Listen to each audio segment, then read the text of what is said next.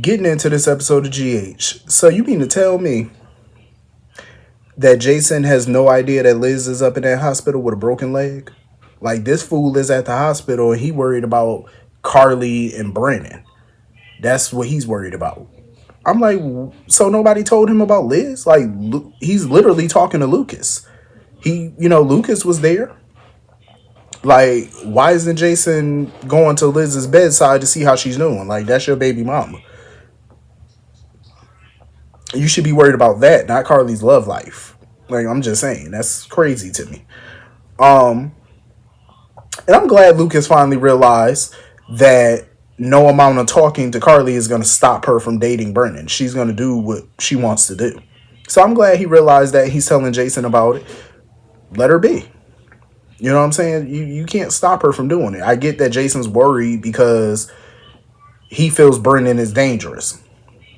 Again, I agree with Lucas. You're dangerous, but she's friends with you. Sonny's dangerous, but she married him 50 billion times. Who cares? She's a big girl. She over 50. She grown. Let her do what she want to do.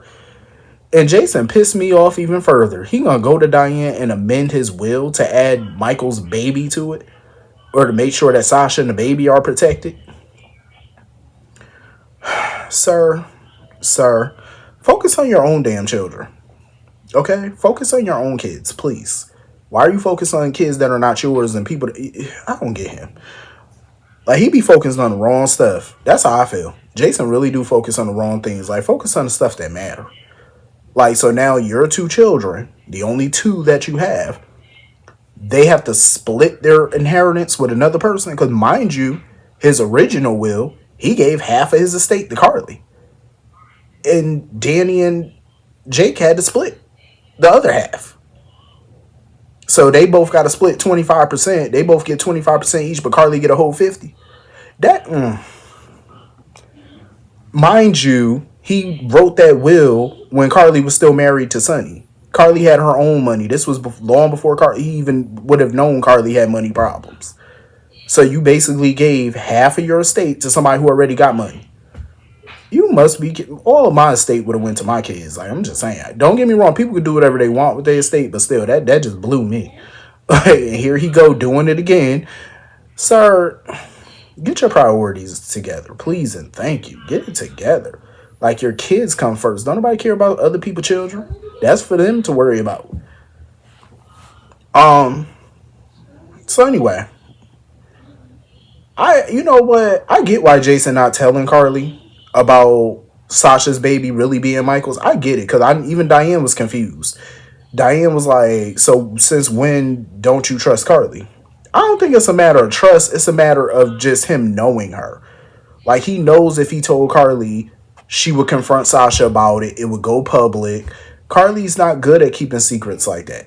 You know what I mean? Like, I don't think Carly could. Like, Carly keeps the secrets that she want to keep that benefit her. I don't see her keeping that one. You know what I mean? Like, could she possibly do it? Maybe. If Jason really wanted her to. Like, if he really let her know, like, listen, you really need to be quiet about this and shut up about it. It's what I want. It's what Michael want. Be quiet. Maybe she'll do it for their sake. You know what I'm saying? But Carly can be a wild card sometimes. So I can see why he not telling her. That's a huge risk. Like, absolutely not. So anyway, moving on from that. What is this record that Emma got? That's what I want to know. Like, what is, because it got to be bad, like the ADA said, because she was like, that record is sealed. So what was she up to in California, and does Robert and Patrick know? Because they must know. So I'm surprised Anna's not on the phone right now calling them like, what's good? Like, what did she do? But apparently Emma can't talk about it because she signed an NDA, so she's mute on it. She can't discuss it, talk about it, nothing. Which is crazy. Like, it's that bad that you had to sign an NDA? Good grief. Like, she can't tell Gio about it, because even Gio was like, what's good with the record? Like, how you got a criminal record? Like, what did you do? I could see Anna snooping around, because if anybody could find out, it should be her. I'm like, I would snoop. I would try to get them records unsealed, call Spinelli, see if he could do a little computer magic or whatever, see if we can get that thing unsealed real quick. I want to know what she was up to back in Cali. Like, what kind of shenanigans were you doing? And I'm not surprised that the ADA wanted to throw the book at her and wanted her without bail. I'm not shocked. That ADA has an axe to grind with anybody of in a position of power in that town. Like, I'm not surprised that she's trying to go hard on Emma because she wants to make an example out of anybody who's connected to powerful people. She want to, show her constituents and people that, she's hard on crime. So she can maintain her ADA position and possibly bump up to Robert's position as DA. She's obviously ambitious. I can't say I'm not surprised, and I can't say I blame her from that standpoint. But you don't got to be heartless too. You know what I'm saying? To have to hold that girl without bail. Come on now. Over something like this, the charge don't. Come on, the charge that she was facing was so stupid. It was like, you really want to keep that little girl in jail over this dumb charge? Come on, ADA, do better. Because Anna wasn't having it. Anna, was trying to plead Emma's case to the ADA.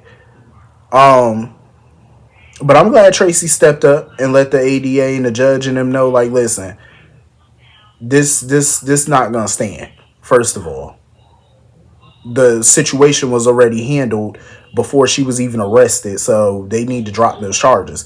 But I'm glad Emma stood up and was like, listen, I'm willing to do community service, and I'm glad they agreed to that, because that's what she need, community service. But Emma need to get her act together, she do.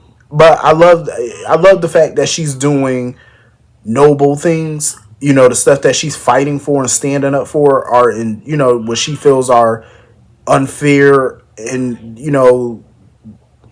they're unjust. So I get it. She's trying to fight for causes and stuff like that, but she still need to tread lightly a little bit and unseal them daggone records and unseal her lips and let us know what she did. That's what I want to know. So anyway, moving on from that. So Marco is in town. The dude that Lucas was messing around with in Miami. So he's in town, which I'm not surprised. I knew he'd find his way to Port Charles at some point. He's interviewing with Diane to try to get up in her firm. And he talking about his major client, JS, whatever it is his biggest client, and he just moved his stuff to Port Charles. I said, JS, Jen Sidwell, of course. That's his daddy. I'm willing to bet that's his daddy. That's his papa. So he saw Lucas in a photo with Sam on the desk, on Alexis's desk. Now he want to text him, talking about, I'm in town, trying to meet up or whatever. I was like, so you gonna be trouble. You gonna be trouble. Because Jen said, well, you connected to him. That's probably your daddy. I'm like, yeah, I wouldn't trust you at this point. Because who's to say he's not a part of the shenanigans that his daddy is into? Smuggling things. Who's to say that he's not? He probably is. I wouldn't be surprised. Like, Lucas got a little issue on his hand with this one. That's a wild card. Speaking of Sidwell, so everybody at Deception is taking votes on whether or not to move forward with him being a part of their business and stuff like that. Tracy and Natalia decided to abstain. But my thing is, why does Natalia get a vote in the first place? Like, you are a CFO. You are not an owner of that company. Why are you getting a vote? The only people that should be getting a vote are people who are basically higher executives, stockholder. That's who should be having the vote. I understand Lucy want to move on this or whatever, but Lucy is too... I was trying to use the right word. She's just not somebody I would trust to make good business decisions. You know what I'm saying? Like, because she likes to gear towards the criminal. Like, that's what she like. If they sweep her off her feet a little bit, that's whose side she on. That's who she rolling with. So I wouldn't trust Lucy's judgment too much. Especially since Lucy wants to sign him to a long-term contract. I'm like, no. What do you mean long-term? Absolutely not. No, you are not signing him to no long-term contract. Are you high? No. I don't trust him.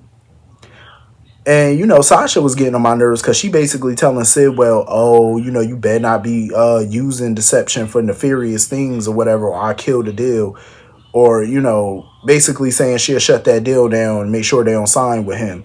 But my thing is this: how you gonna do that? You already told Maxie and them he never kidnapped you. You told Maxie and them that. So now you're gonna go back on your word and say no, you shouldn't work with him again. You're gonna look wishy washy. So it's too little, too late for that. Sasha just need to go sit down somewhere. You already sold your soul to the devil for for 200 grand. So you might want to go have a seat. I was so tight that BLQ and Maxie wanted to sign with him. I was like, good grief. Don't sign with him. I am so mad they made that decision. And of course, Natalia, basically want to run her little lit, talking about, the things that she knows about him. And she figured that he probably trying to use the company to smuggle things. But Natalia should have been said something. You know what I mean? Natalia should have been opened up her mouth and just told them the truth instead of trying to hide her connection to him.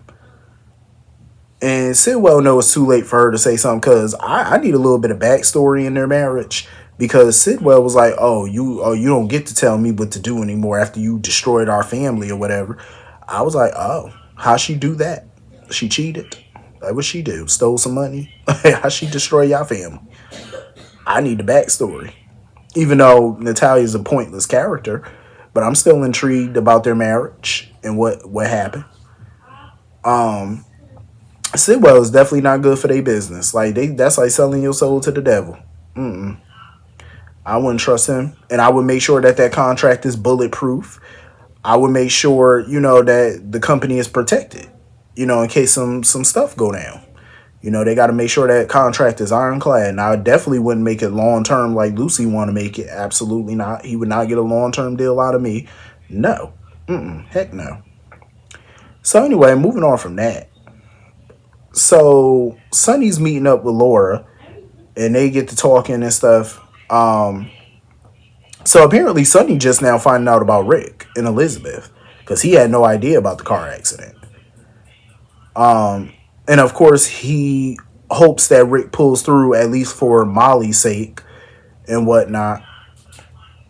But here come Ezra Boyle, Boyle, whatever his name is. He's a Boyle on my ass. I don't care. Of course, he's not too happy to see Laura sitting with Sonny because he feels like, here you are pandering to the local mob boss, and it's not a good look. I do agree with what Laura said. I mean, at the end of the day, people are not going to dictate your friends, who you decide to be friends with. I get where she's coming from with that one, because it is true. Her and Sonny don't have any financial ties together or nothing like that. I just feel like it's a conflict, to be friends with him though. And you're the mayor. You're trying to clean up the streets. You're trying to clean up the crime, but he's a part of the crime. That's not going to look good for constituents. Even Sonny basically told her like, maybe you need to drop me, as a friend, basically distance yourself. But she didn't care. She was like, no, we friends. We going to remain friends. I respect her loyalty though. I do. But it's time for somebody to run up against her as mayor. Give her a run for her money. Since you want to be friends with the neighborhood thug. I'm just saying. So anyway, moving on from that. I don't know why Brennan even confronted Sonny about what happened to Solinsky or whatever the dude name was that got killed in Canada. I don't know why, because he knows Sonny not going to admit to nothing, because Sonny was like, I don't know nothing about that. I don't know what happened. And I get Sonny being pissed about Carly dating Brennan, but Sonny is another one. He just need to let that ride. He need to back off of that one. Because even Carly was like, did Sonny try to warn you to stay away from me? I'm like, Carly, hush. Everybody in town is not trying to warn that man to stay away from you or you away from him. You only got a select few of people that's doing that. If you want to be with that man, that's your business. That is your tomfoolery business. But I feel like even if she found out everything Brendan been up to, she probably still would keep dating him or find an excuse to date him still. Carly just seemed like Carly gonna do what Carly want to do. I am intrigued about Sonny going to visit Sidwell though, and what that conversation is gonna be like. Because Sonny was not thrilled on yesterday's episode when he found out Sidwell was underwriting the nurse's ball. He wasn't happy about that because Sidwell is integrating himself nicely into Port Charles. Like, he is getting to know a lot of people. He's investing in a lot of stuff there. he's making his moves on that town, and Sonny's not liking it. Sonny's trying to nip that in the bud because that man creeping through, making power moves.